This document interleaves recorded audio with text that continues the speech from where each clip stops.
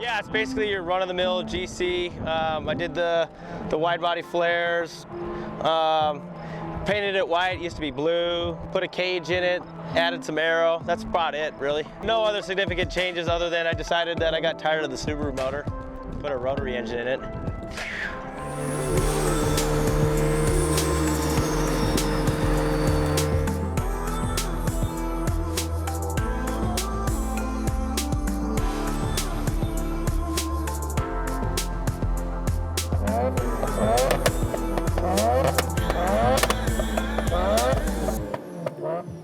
My name's Scott Malder. I'm driving a 2000 Subaru Impreza RS, and I'm driving at Grid Life out at PPIR.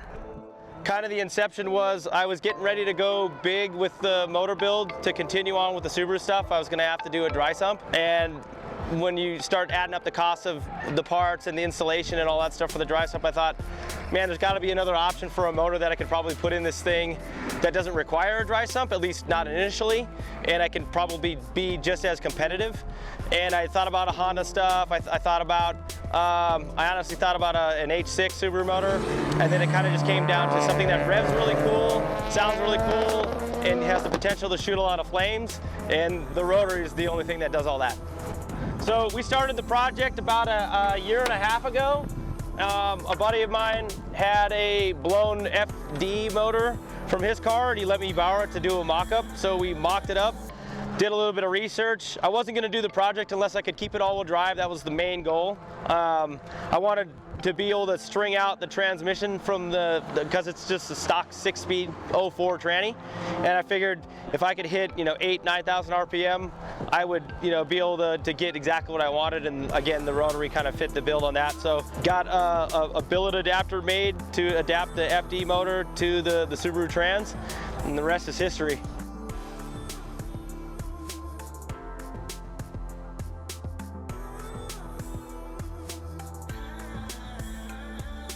So the twins, for example, so those are twin G-Series 660 Garretts.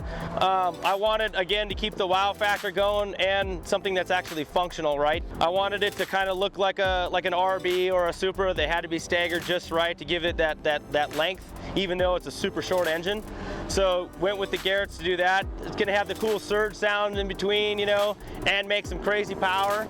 The aftermarket Elite Performance intake manifold, just to give a little bit more top end power with that. All the stainless hardline stuff, because of the temps that the rotaries run, I didn't want to risk being another statistic where everybody burns their stuff to the ground. So, and all the time that I have invested in this was going to make sure that I was going to do everything in my power to not allow that to happen. So stainless hardlines everywhere. The Inconel wrap, again, for heat protection, to keep the heat where it needs to be. The EGTs these things run are insane. So I wanted to kind of keep that going. We just bought a crimper for my shop, so I wanted to be able to crimp all the lines and then have quick disconnects everywhere I could. So the Wiggins XRP clamps for all that stuff to make the thing super serviceable. I don't want to have to pull the engine at the track, but if I do, it shouldn't take that long. So that's was the reasoning behind all that kind of stuff.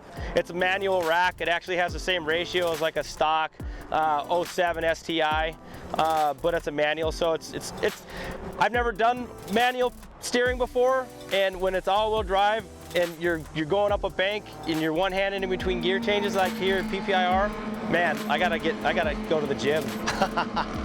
All right, so currently right now, this is just a bone stock, off-the-shelf factory Mazda motor.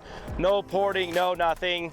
It's basically 390 at the wheels right now. That was doing door down passes 2 days ago because it was past our bedtime and we had to get here.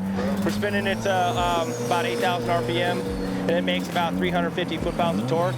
And the twins light up with the .72 hot sides at 4,500 RPM and pull all the way to redline. So we had a previous motor in here before. Long story, won't get into it, but it made 600 and 450 foot-pounds at 9,000 RPM on 25 pounds with the same turbos, only a bigger hot side because we wanted the RPM. No, like if you were to stand on this, it would probably break. Yeah. You don't want to jump on it or do anything like that because you'll wreck it. Yeah. So we made sure we do not stand, don't touch it. Yeah. I'm a pretty fit guy. I like to climb on things and do funky workouts. So I built this obstacle that I could train in my garage at home, where if I ever want to climb and jump and bounce around or something, I can do it. So that's why I did that.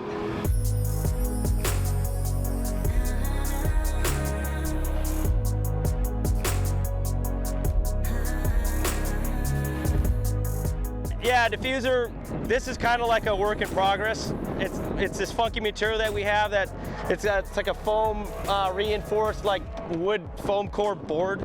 I thought honestly it was going to start on fire today because that rotary's so hot and it goes right next to the exhaust, but it didn't burn down.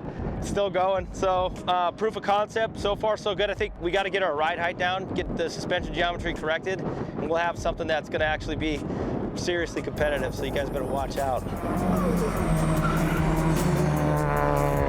All right, no bull, sorry. This is the funnest flipping engine I've ever had the opportunity to drive. The revs, the sound, like hearing the backfire, you know it's popping big MF and flames out the back, and then like coming down the front straight, and you see people in the crowds taking pictures and stuff. It's like, I wanted this car to be more about for everybody else than just myself, because I want everybody to be like, dude, that thing is wild, have you seen that thing? And I hopefully I you know, kind of expressed that and got the point across, and hopefully people enjoy it, you know?